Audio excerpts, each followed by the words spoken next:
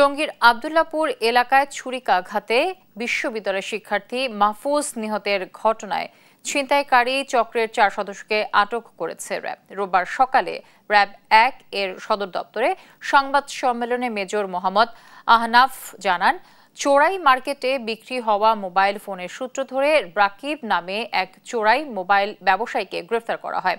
তার দেয়া তথ্যের ভিত্তিতে টঙ্গীর মাজার বস্তিতে অভিযান চালিয়ে ছিনতাইকারী রাশেদ ও পলাশকে আটক করেন তারা।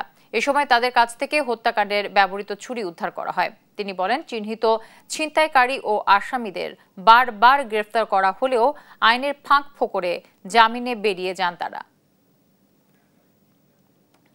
12 জুলাই 2025 তারিখে বর্ণিত ছিনতাইকারী চক্র শনাক্ত করার জন্য অভিযান চালায় এবং রাকিবের দেওয়া তথ্য মতে 3 জন ছিনতাইকারী মোহাম্মদ রাফসান জানি রাহাত, মোহাম্মদ রাশেদুল ইসলাম এবং মোহাম্মদ কাউসার আহমেদ পলাশ এই 3 জনকে টঙ্গীর বিভিন্ন স্থান থেকে গ্রেফতার করেন।